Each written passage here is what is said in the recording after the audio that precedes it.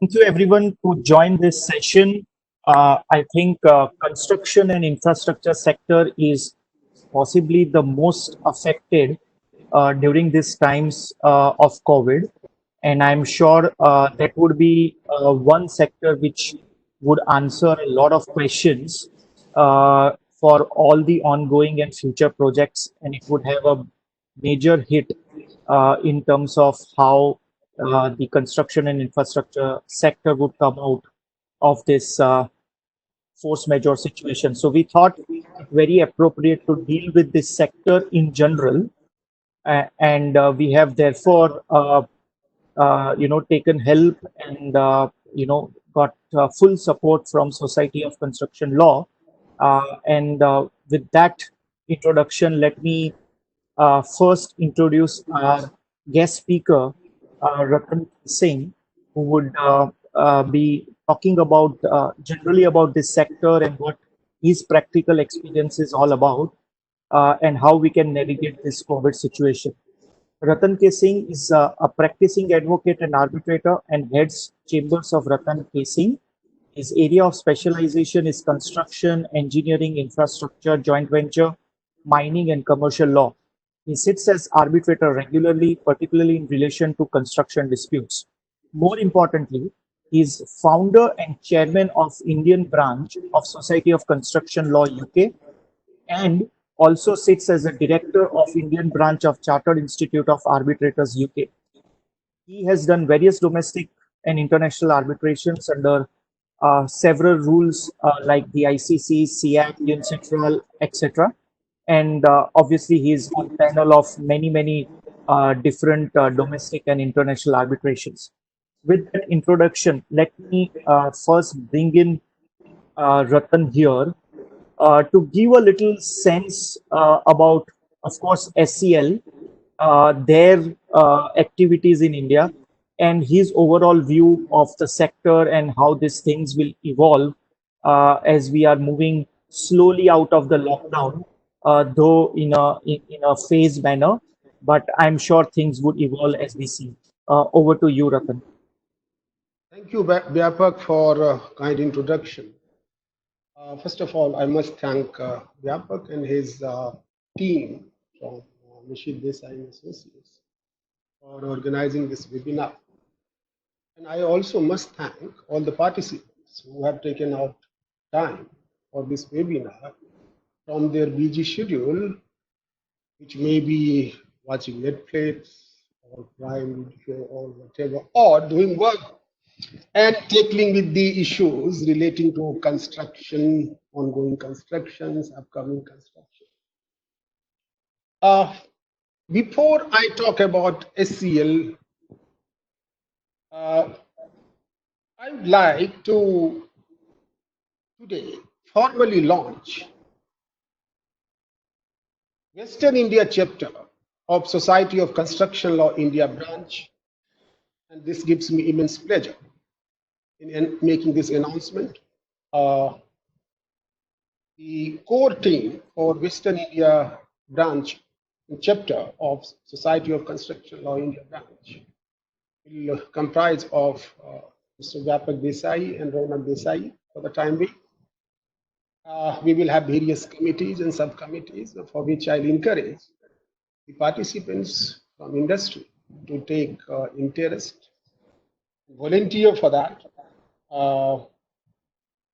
In fact, we are planning to have a 2 days international conference in Mumbai on construction law and construction arbitration. Immediately after this lockdown is over and situation gets normal. Now, about SCL, SCL Society of Construction Law was founded in 1983 in London. And some say, in fact, Mr. David Barn, who was earlier director of 39 Essex Chambers, now he is with director of Atkin Chambers. He jokingly says that the Society of Construction Law was founded in the kitchen of Mr. John Takaveri, who is a Queen's Counsel and very famous construction lawyer. It was founded in London, yes. It was founded by some construction lawyers in association with engineers, some engineers, architects, quantity surveyors, and experts who provide delay and disruption reports for construction and construction industry. It is a multi-dimensional organization. So we have lawyers, we have engineers, we have quantity surveyors, we have architects, we have industry people, we have employers, we have contractors. So it is multi-dimensional because the role it has taken for itself is all towards construction industry. And in these 47 years, Society of Construction Law has been established in almost all jurisdictions, all jurisdictions all across the globe. Objective of SCL is to promote construction law, construction dispute avoidance, construction dispute resolution, best practices for construction industry. In fact, SCL sets the standards for construction industry globally. It promotes research, training, and various other such activities for this industry. In fact, SCL has come out with SCL Delay and Disruption Protocol, which is about the best practices for the construction industry. And this SCL protocol is being used globally by the industry. In fact, courts in various jurisdictions, and particularly in Australia, heavily relies on this delay and disruption protocol.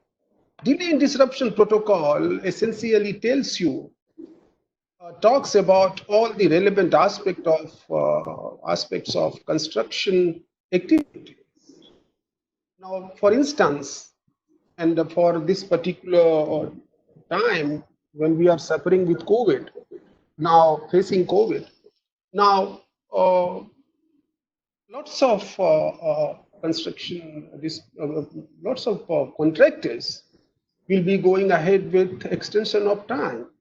They'll be having claims for extension of time. They'll be having cost-related claims. The question is, what is extension of time? When it should be granted? How it should be granted? What should be procedures for that? How to go about construction claims? When it is permissible? When it is not permissible? When you go ahead with your extension of time claims, how should you prepare your claims? How should you take care of the causation? How should you take care of the liabilities aspect? How should you prepare your records? How you should not forget to consider the critical part of the whole project. So all of this, what kind of records you have to maintain. So this protocol tells you, answers all these queries. It is amazing piece of document. So I'll encourage all of you to must consult this SCL protocol. It is not very bulky. It is runs into around 79 pages. So it is a very important document. I must encourage all of you to consult this. In fact, SCL India is working on to have revised version of SCL Delay Disruption Protocol. We are going to call this SCL India Delay and Disruption Protocol, for which we have prepared a rough draft. And we have created a working committee. And in fact, I'll encourage the participants to volunteer for that, so that they can share their experiences. And particularly from industry, people can come forward and share their difficulties, which can be taken care of in the protocol. SCL India organizes annual international conference on construction law and dispute avoidance and dispute resolution.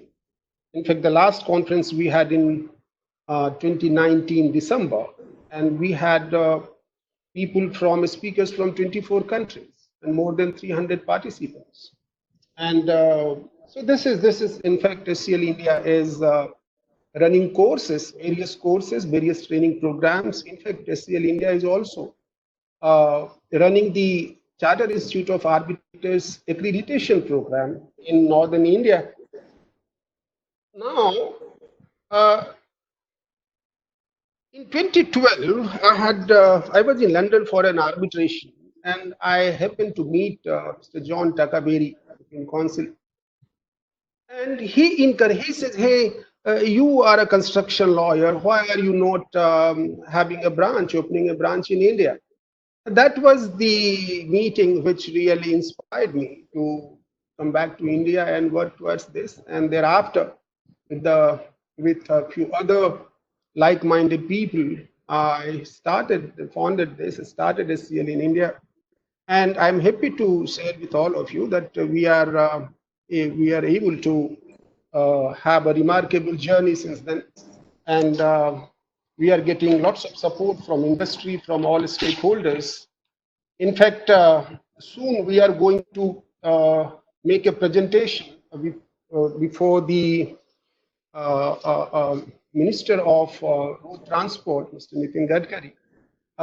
He has asked me to give our presentation, and for that again we will request the participants who wants to give their inputs and thoughts for the industry. We will obviously consider this and to have this included in the presentation we are going to make.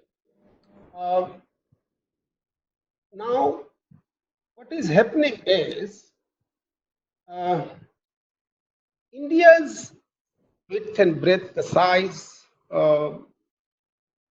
Considering this, what we thought was that we will have few chapters. So SCL India started a chapter in Kerala, which takes care of southern India to a certain extent. In fact, yesterday only we had a very successful webinar in Cochin. In fact, one of the sitting High Court judges spoke in that conference. So SCL Kerala chapter is involved in lots of academic activities. They are helping the industry, taking the industry together, and it is going in the right direction. So on the same lines, we thought of having this Western India chapter, and this is how we have launched it today. Uh, in fact, last September, I was speaking in a conference in Singapore. That was SCL Focus Asia Singapore conference, and there were lots of speakers from all across the globe. And I was asked three questions. And first question was, do you teach construction law to your law students? Do you teach construction law to your engineering colleges, to your engineering students? That was the first question. Second question was, do you have legislations to deal with security of payment for the construction contractors? Third question was, do you have a specialized code for construction disputes? And ladies and gentlemen, answer to all the three questions are no, big no. We don't have. Irony is, first construction law was written in 1755 BC, when Hammurabi Code was written. That is the first codified law ever written in world. And at that point of time, this construction law was written for the first time. Obviously, it was a primitive era. It was an era of eye to eye. So I'll just give you an example of what was written. It was written that if a contractor constructs a building and building collapses and owner dies, in that event, contractors will be hanged. If building collapses and son of or children of the employer dies, then in that case, children of the contractors will be hanged. But there was a law Now, in all other jurisdictions, we have seen lots of construction related laws which have been enacted and being practiced. But unfortunately, in India, we do not have laws which deal with construction disputes. In fact, in 1986, in UK, we had Housing Grants Act. What does it mean? It means that takes care of the payment, essentially payment issues. In fact, the Housing Grant Act is loosely called security of payment legislation. We have this kind of legislation in New Zealand, in Australia, in Singapore, Malaysia. Last was Singapore. So what this security of payment legislation does is it ensures that contractor is made timely in timely manner and work does not suffer. So what happens is you will have a provision for appointment of adjudicators who will be in a timely manner in 60 days or 90 days decide the disputes, and the decision of the adjudicator will remain binding till the time it is varied or set aside in arbitration. So what happens is contractor's payment is assured, construction is assured. So, but we do not have any such law, though we are working towards this, and let's see how it goes. Sure. Now, in India, 60% of big arbitrations are construction arbitrations. That is another thing we should look at. And in fact, I encourage engineers, architects, quantity surveyors to think the career as arbitrator for construction disputes. In fact, we can think of having a webinar, seeing the interest of the participants. We can have a webinar or construction arbitration, role of industry in construction arbitration. In fact, the world's best and top names as construction arbitrators are people who were engineers to start with. They are engineer turned QC, engineer turned lawyers, and they are doing so well. They are well respected everywhere. Now, so far as this particular issue of COVID is concerned, I have very few things to say. Obviously, we have three panelists. They will take care of that. Yeah, maybe can I come back on that once maybe Shama explains a little bit on the law. That is better. In fact, that is okay. better. That is better. Perfect. So thanks a lot for that introduction and background of the SCL.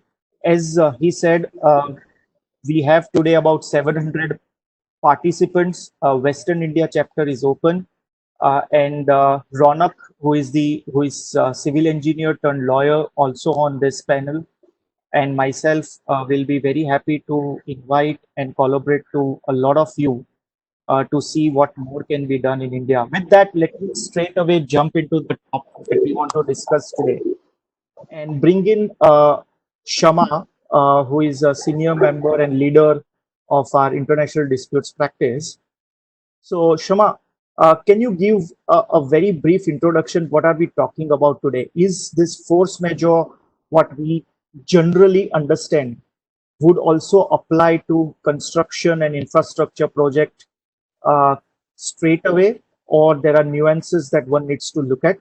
And then we'll go to Ashish and Kamran. Thank you, Vyapak. Hello, everyone.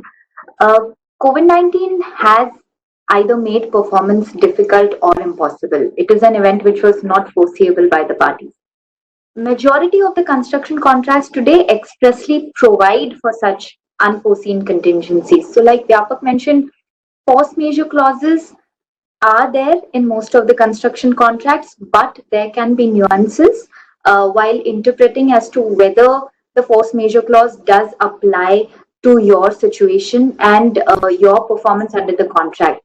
So force majeure basically means, or it's a Latin term that translates to a superior force and can be defined as an event or effect that can be neither anticipated nor controlled.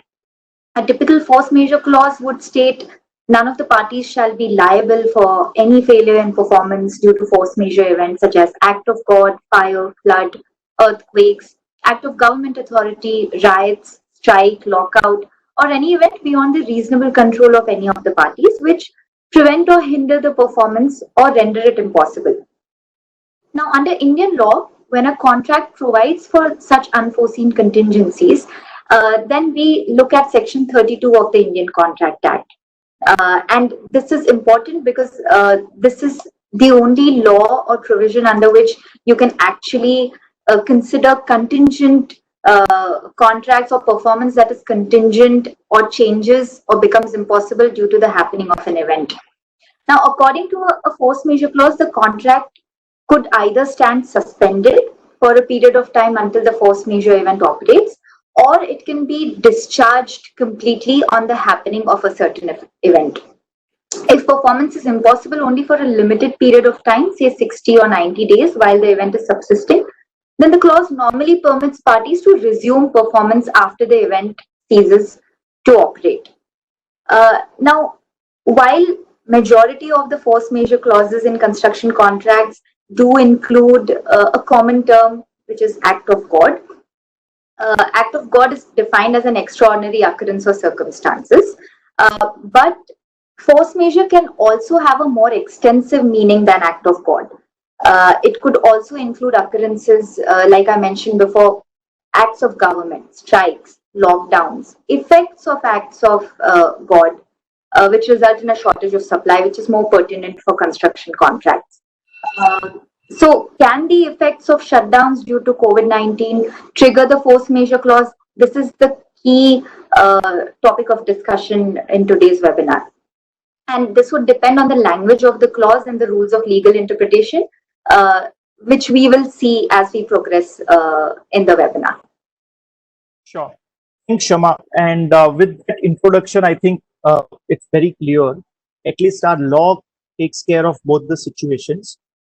Contract with a force majeure clause, that is Section 32, and a contract without a force majeure clause, which is frustration or impossibility, which is Section 56.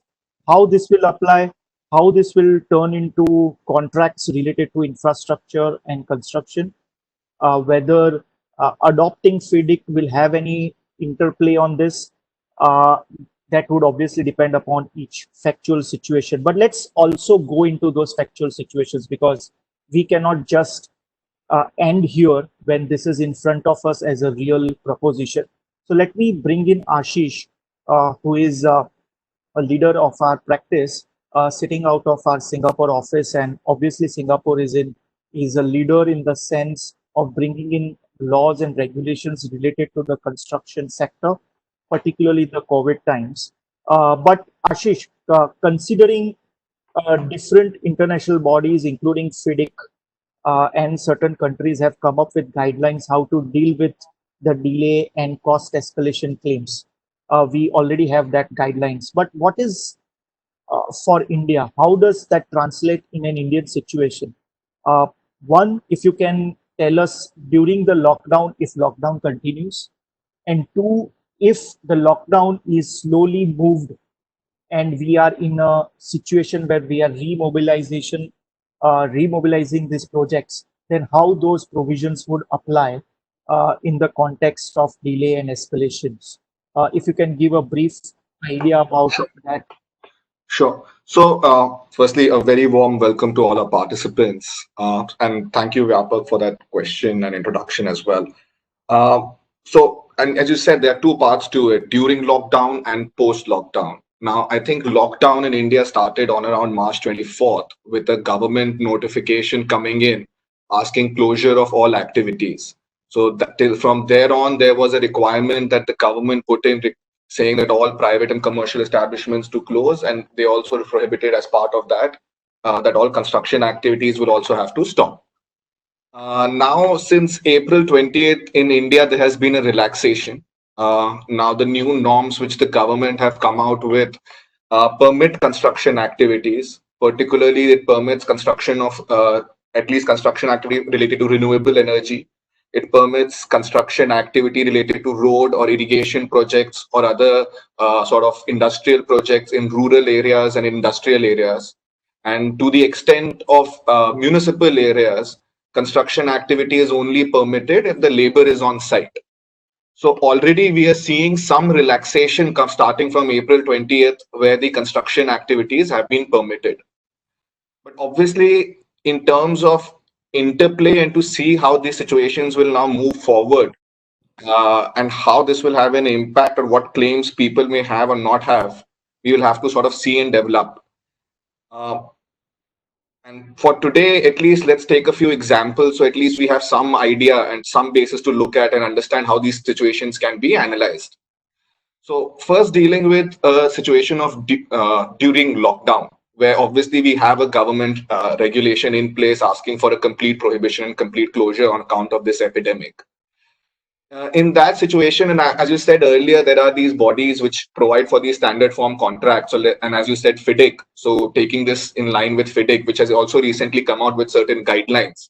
So basing our discussion on those guidelines which FIDIC has come out and that standard form of contract, we can take this example and consider. So in that sense, at least during lockdown, one has the ability, or one may seem that there is likelihood that one can easily claim force majeure on account of this particular epidemic. Ashish, sorry to interrupt. If you can explain it from a perspective of what contractor can claim and what employer can claim in terms of suspension and in terms of termination. If you can take it from that perspective, because that would also answer a lot of questions which are coming on the chat window.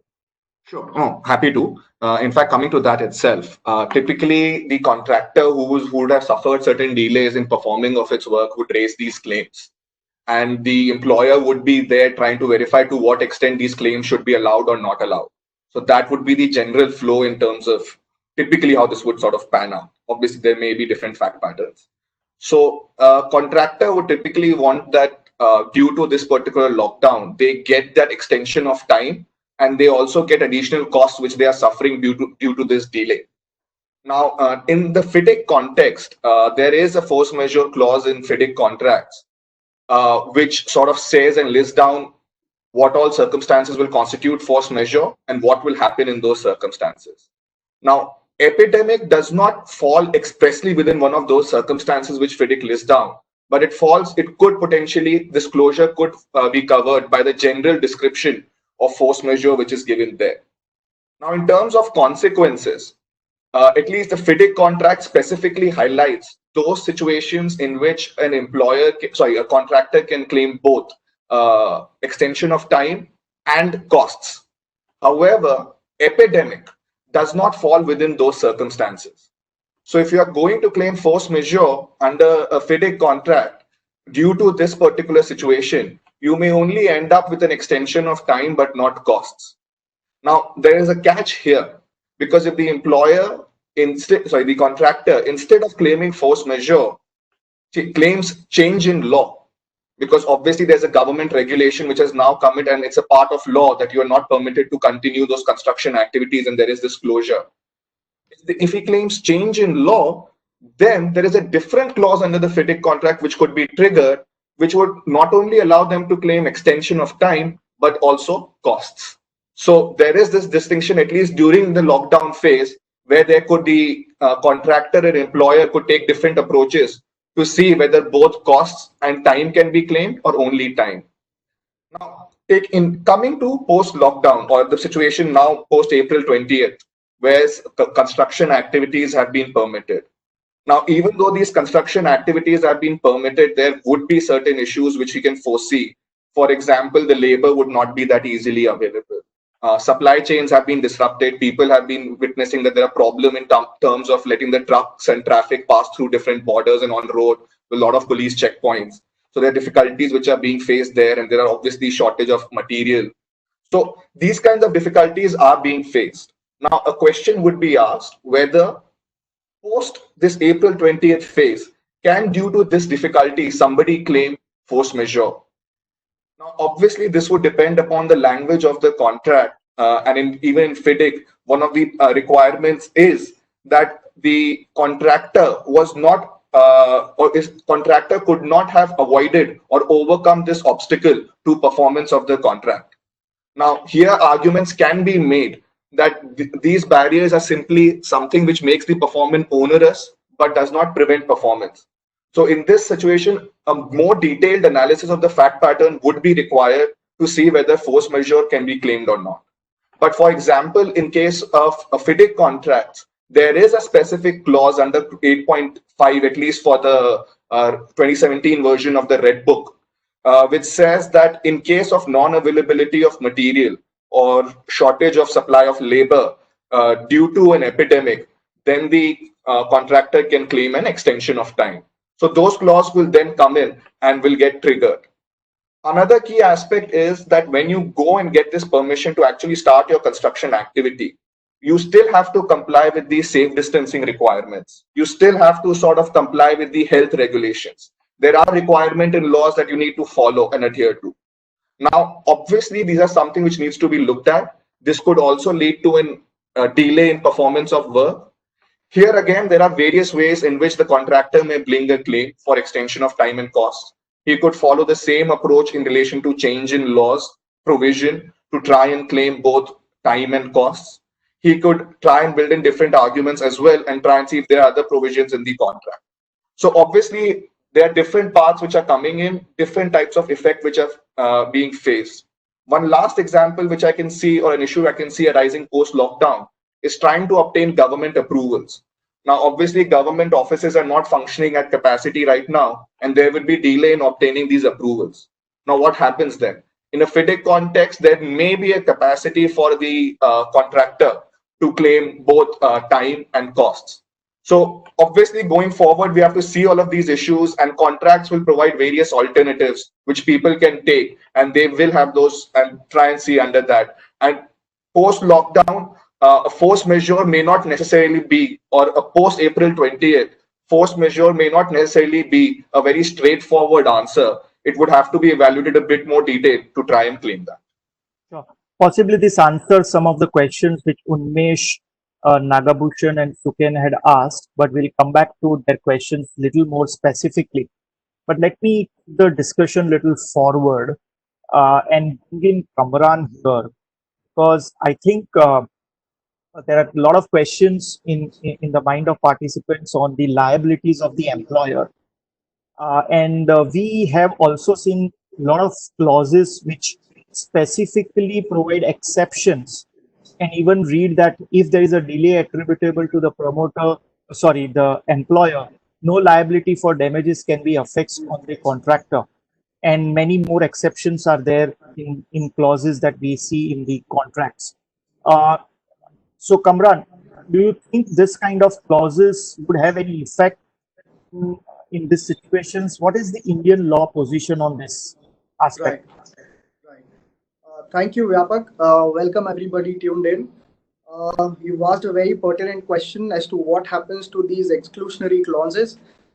These clauses typically stem from a situation where one party has an upper hand over the other, particularly in cases like government contracts.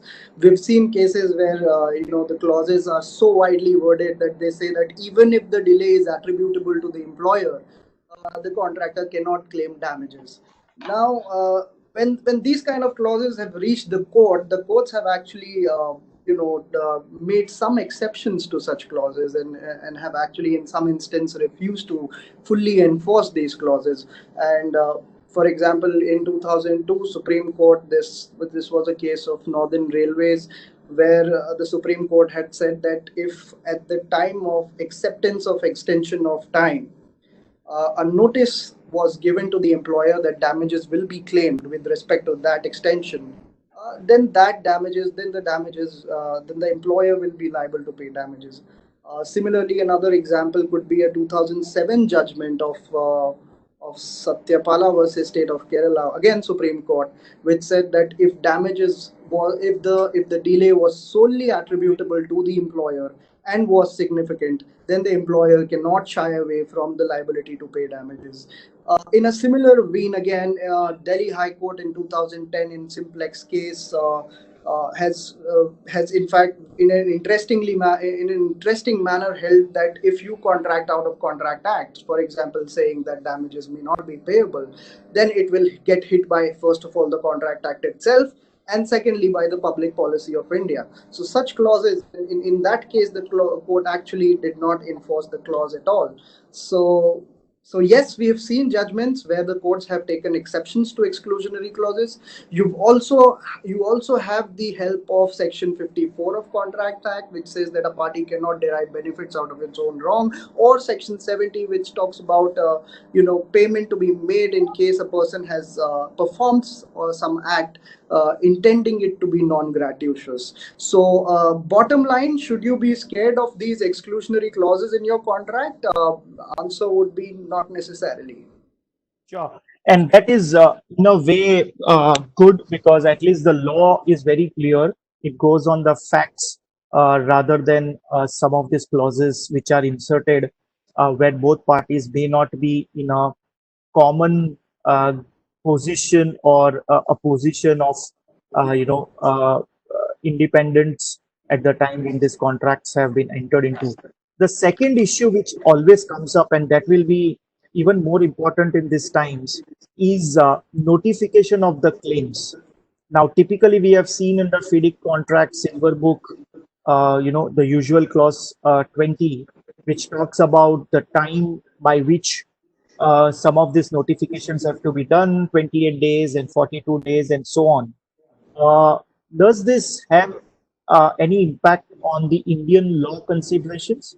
Are they strictly followed? Are they violative of the basic principles of limitation law or the contract law? What is the position or the jurisprudence in India? Right.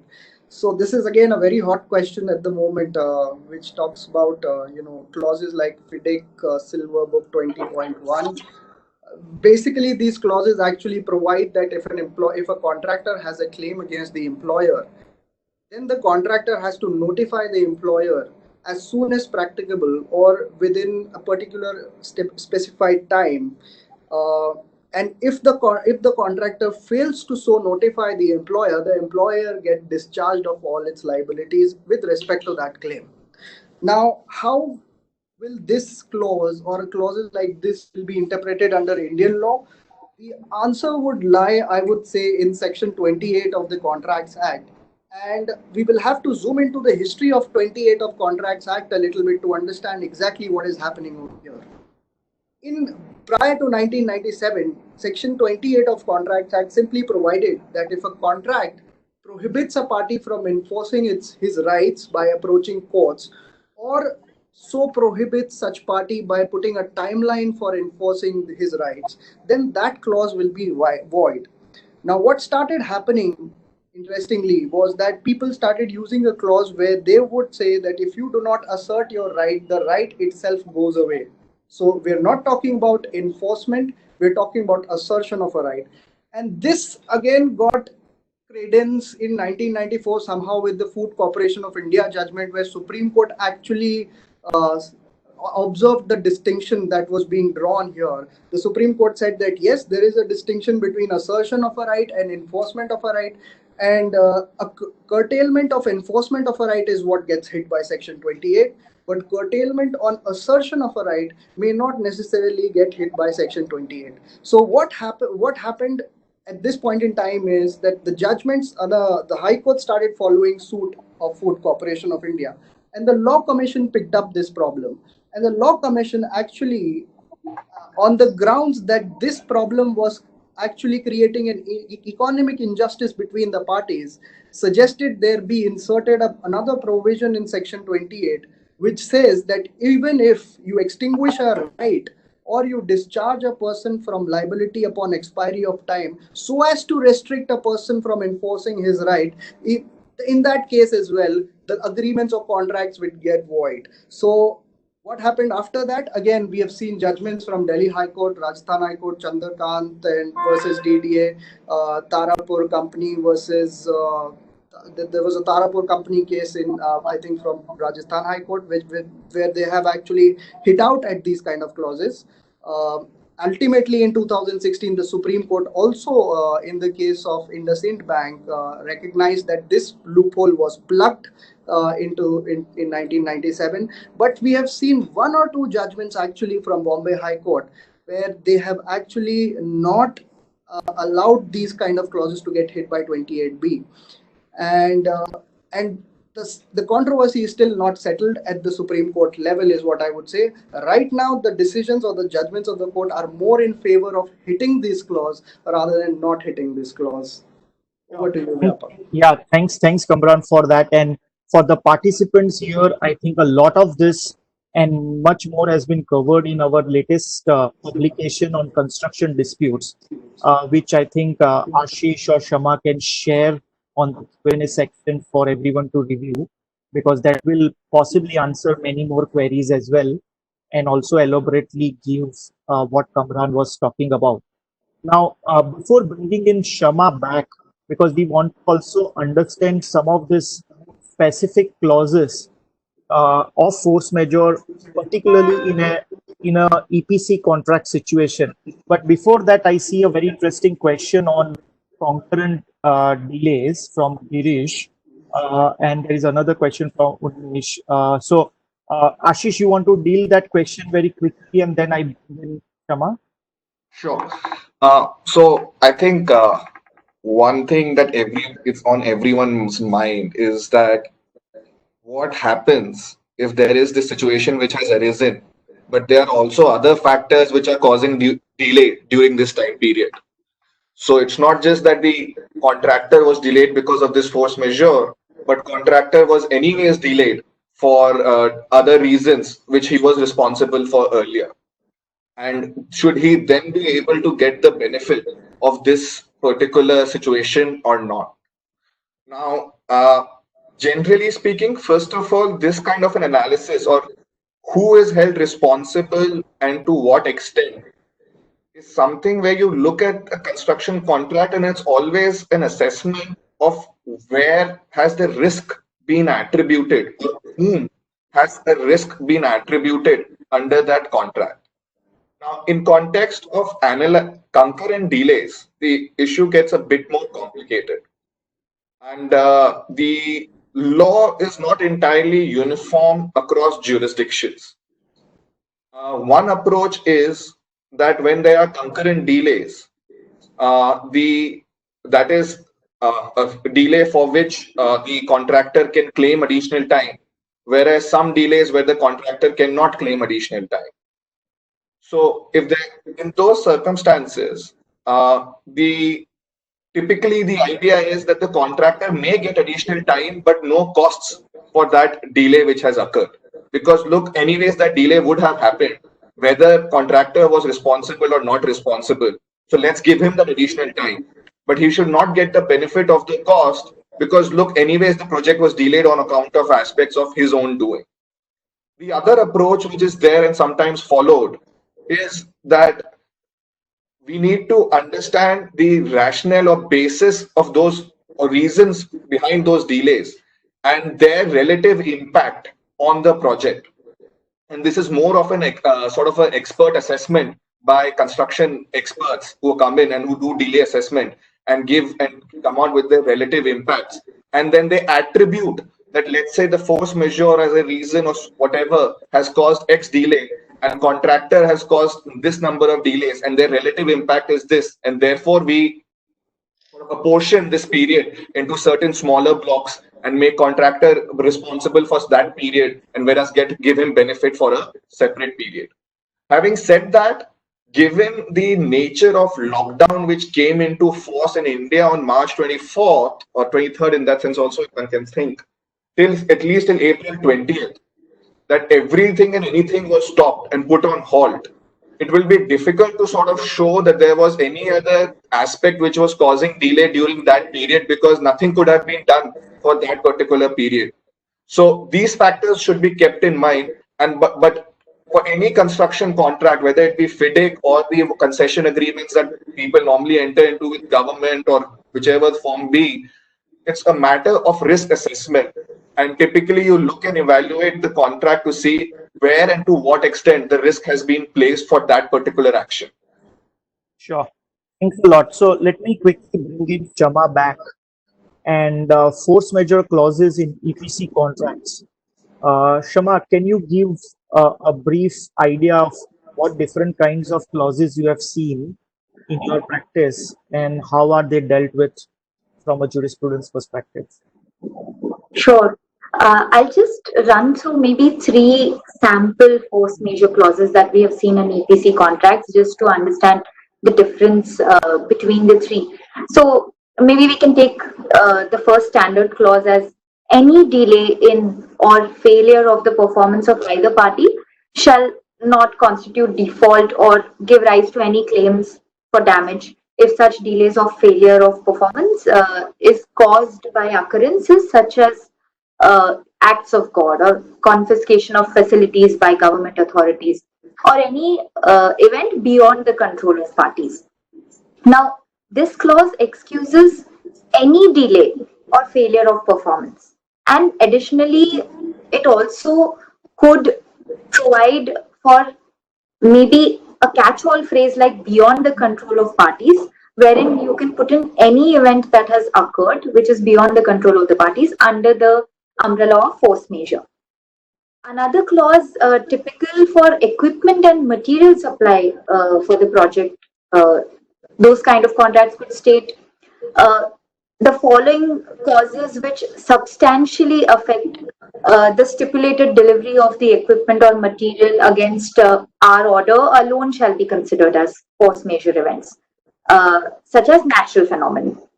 So in this case, such a clause requires that the delivery of material or equipment should be substantially affected. Any impact, any even a small impact cannot be put under a force majeure clause. It has to be substantial. Now, this clause also provided for an exclusive list of force majeure events. So this does not have a catch-all phrase of beyond the control of parties. It's specifically listing down certain events. So if those events have occurred, only then you can invoke the force majeure clause. Another example could be no party shall be in breach of its obligations pursuant to this agreement to the extent that the performance of its obligations was prevented due to a force majeure event beyond the control of parties. Now, since the clause uses the word prevent, a party would need to show that the force majeure event has completely prevented performance. Now, instead, if the clause said that performance is hindered, then it is a nuance that one needs to take care of, because in that case, an event which partly prevents the performance or hinders the performance will enable the party to invoke force majeure. So broadly, the force majeure clauses which we have seen in EPC contracts differ in three areas: the type of events that are covered in a force majeure event, the threshold of impact on performance, whether it is complete failure or partial failure, and then additionally notification requirements. Now, almost all construction contracts and force majeure clauses contain a notification requirement, but one needs to be careful if it says 7 days or a fortnight, or if it just says a notice, then it will be notice within a reasonable time. Sure. Also, we have seen in this, particularly in construction infrastructure and EPC, or even in a turnkey contract, there are a lot of situations where you have back-to-back contracts, and the situation gets a little more complicated because force majeure in one may not replicate the force majeure in other. And therefore, what's your advice? How do you reconcile some of those situations? And what is your advice that people should follow going forward?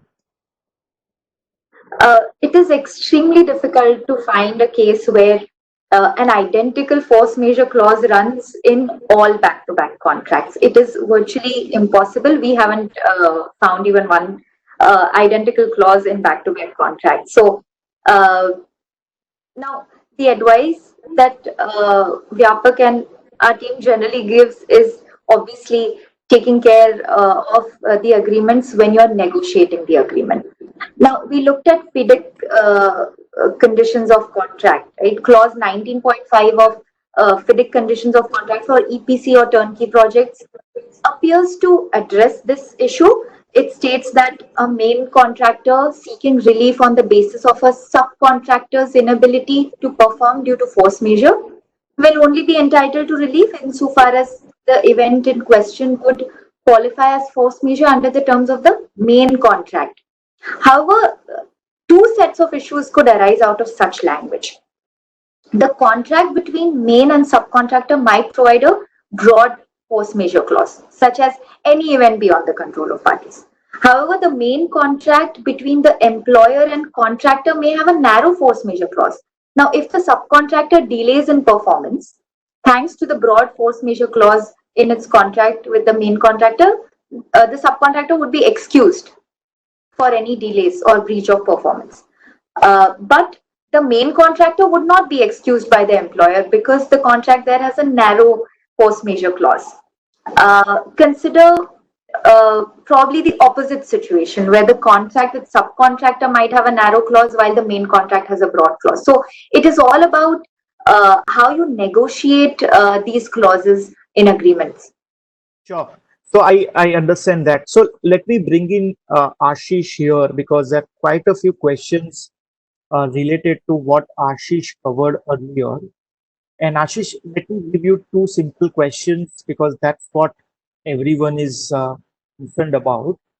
One is, does this lockdown under the COVID-19 situation uh, first allow extension of time for the contractor?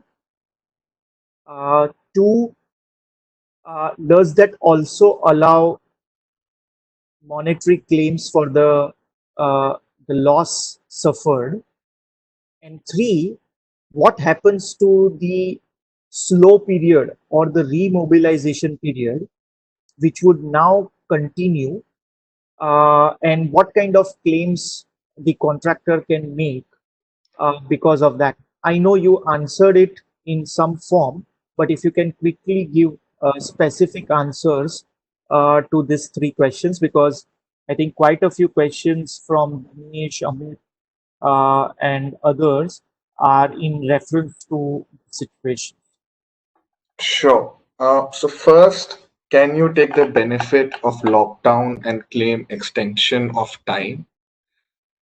Let me say, as Shamat said earlier, there needs to be express clauses in the contract explaining in what circumstances you can claim extension of time or not. If not, then you fall back on different principles under contract law. So if you follow those clauses, typically we have seen in concession agreements and other forms that there are force majeure clauses, and we have seen that you can claim extension of time there. If not, then obviously it becomes a more difficult situation and you have to find innovative or other answers. Uh, Question of cost will be similarly analyzed. I think there was some question of whether change in law is there. This is epidemic, lockdown. How does it happen? How will it work? It obviously depends on language of each clause, and there are arguments which could be made to cover these aspects. There could be a change in law because depending upon the definition of law, there are some notifications and guidelines issued under the statute, which also as such are delegated legislation and form part of the law and could be treated as such. Lockdown could also be a force majeure because it's arising out of an epidemic, and therefore if epidemics are covered, or in that sense act of God, one may take that route. One could also try and argue the government order route, whichever way one goes. So you can claim EOT, you can claim costs, but it depends entirely on how you are sort of saying and how your contract is worded in that sense. Sure. Typically, yes. And the last part is that slow period. What happens going forward in this slow period? There, it would be difficult to claim force majeure, but you may, given the fact that typically one is required to ensure compliance with all laws, you need to see how, because you cannot open and not follow the safe distancing measures, right? You are bound by it. So then you have to see what provisions you have to sort of adhere when you open and what is their impact on that contract. Shama, there are quite a few questions because now both Ashish and you have said that it would obviously depend upon the contract and the clause, and some clause may be favorable to one over the other. So if you can quickly answer this, because everyone is asking that what is your suggestion for the future contracts? Now, whatever is तो there is there. Uh, अरे वो नीचे भेजो जरा उसको, अनिल को भी so देखा, ग्रेसियस आया वो. So, Shama, can you give a very quick response to, from a contract perspective and from the employer perspective, what are the ideal situations that you would like to see in the contract? Sure.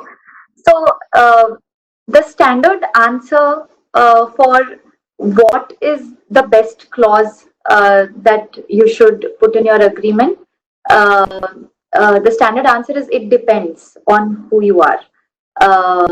If you're an employer, you would prefer a narrow force majeure clause, right? Because otherwise, a broad force majeure clause would really exempt the contractor and the other suppliers and subcontractors, depending on their contracts too. They would excuse them from performance. So, a typical narrow force majeure clause would, also take care of the fact that you should not have any other general terms in your contract which conflict with the force majeure clause. Because if you're going to have another provision in the contract which says that any act of government or any change in law can also help a contractor to get a time extension or an extension of time or some Sure. delay in performance, then that would conflict with your force majeure clause. So a broader or a narrow force majeure clause, depending on the type of performance you are required to do under the contract. Sure. Let me come back to Kamran for last to take up one last question from Hemant, and then we'll go back to Ratan for his expert comments on whether Ashish, Shama, or Kamran are making sense, or do we need more discussion or debate about this? So, Kamran, if you can answer Hemant's Right. question, and Right. then we'll go to. Right. So Hemant question here is basically, can FM be invoked from retrospective effect, that is from the date of lockdown, as party has missed to invoke FM within time as per project contract. So again, Hemant, like I said, if you've not been able to inform or notify, you can notify right now. The courts in India, the way they look at it is very differently. They will look at it with the lens of Section 28B. So you may get a benefit over there, and if it's particularly FIDIC 20.1, then FIDIC just as a larger point, FIDIC itself has realized the mistake it was making, and in its gold book has actually changed the position and left it to the discretion of the DAB or the DAB to decide whether the notification of failure in notification was on reasonable ground. So, given that these are challenging times that we are going through, I would advise that you do make the notification as soon as possible now. Ashish, any different view than Kamran, or you agree? Spot on. I think it's perfectly spot on. The idea is to give notification now. Only thing I would add is sometimes it is also viewed that the delay in notification might not kill your claim, but if there was any loss which could have been mitigated due to timely notification, you may still be held responsible for that loss. So, in fact, quicker notification immediately may sort of entitle you to and be a good approach in that scenario. Sure. Thanks a lot. So, Ratan, you have been patiently listening to all of them. And if I can bring you back on this as to your view as to how this force majeure and some of the claims that people would be seeing post lockdown is released. Your few words on this would be helpful. Oh, it was great listening to these three young construction lawyers. Very impressive. Let us go by some thumb rules. First, if your contract has got force majeure clause or exceptional circumstances clause like FIDIC refers to in 2017 suite, then you go by the interpretation of the force majeure clause or exceptional circumstances clause. If you do not have any such clause, you fall back on Section 56 of Indian Contract Act. And there you refer to Satgat Ghosh and other judgments which relies upon Satgat Ghosh. That is one thing. Second thing is, there were questions. In fact, it was sought to be answered by one of the panelists. Questions were, if your contractual provision says that even if there is neutral delay or employer risk event, contractor would not liable to be compensated. They will not be liable for any monetary claim. There were judgments earlier which were referred to by the co-panelists. I would say, unfortunately, what has happened is this. In 2006 came Ramnath International Judgment. It says you have to go by the contract, forget everything else. And in 2020, very recently, it is February or March, Supreme Court has reiterated this position. So everybody should be on guard. Everybody should look at their contractual provisions, whether their contractual provision entitles them for a cost or only for EOT. So that is one thing you should look at. Third thing I would like to very briefly make my point on is concurrent delay.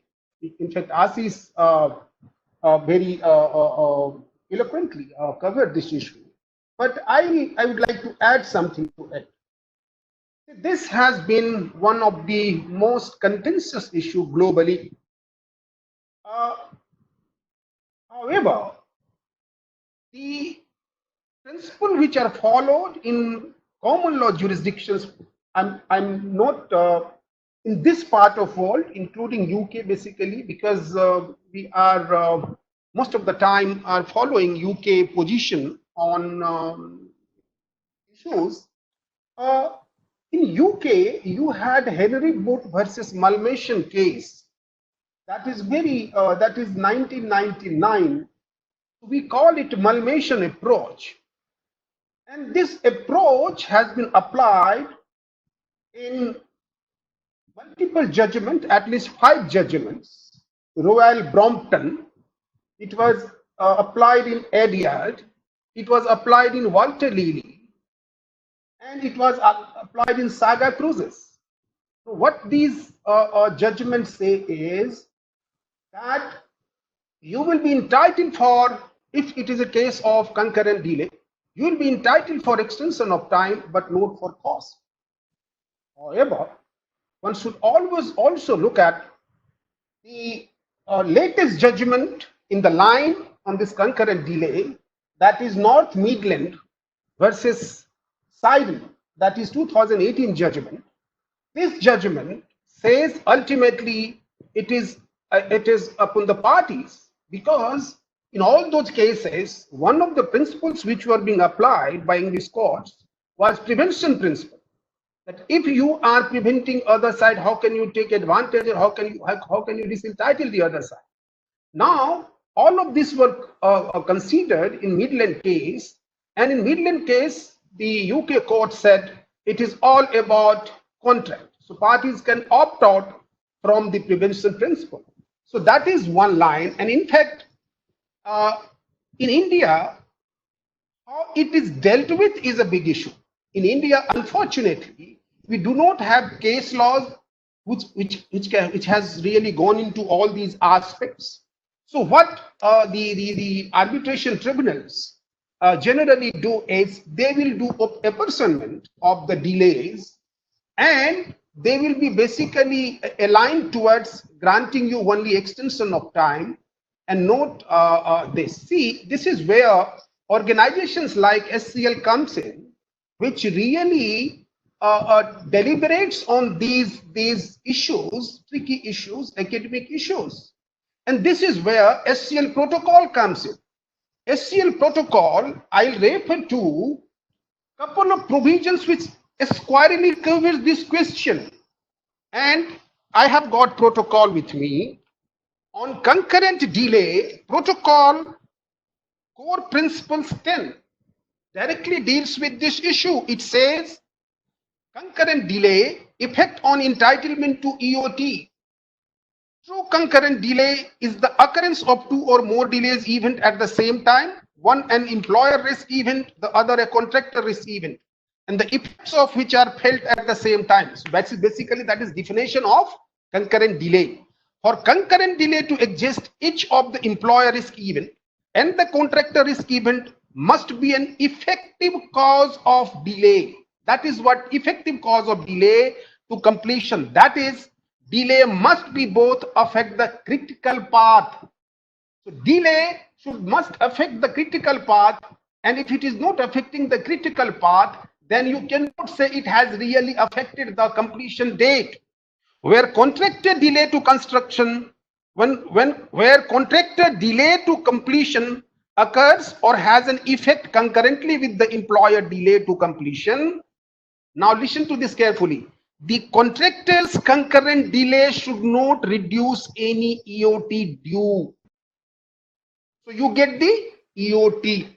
Now it also deals with the cost issue effect. This is core principle 14. It says early concurrent delay effect on entitlement to compensation for prolongation. And it says if it would have incurred the additional cost in any event as a result of contractor delay, the contractor will not be entitled to recover those additional costs. So these are two core principles which basically deals with this concurrent delay issue. Sure. And another issue which was being discussed was extension of time. You must refer to 4 or 5 the core principles. I will not read all of them because we do not have time left. Yeah, I think we need to, sorry to interrupt, Ratan. We need to, because the session is coming to an end, but we'll definitely circulate some of these protocols as well to the participants here. So if you can Just quickly give the give- numbers yeah. of the core principles. Core principle 2, which gives the purpose of EOT. 3, contractual procedural requirements. 4, do not wait and see regarding impact of delay events. Contemporaneous analysis. This is the biggest difficulty with construction industry in India. EOTs are not sent on time. EOTs are not decided by the employers on time, and that leads to lots of complication. It leads to dispute between the parties. Sure. And Thanks a procedure for lot. granting delay is the 5th core principle. Sure.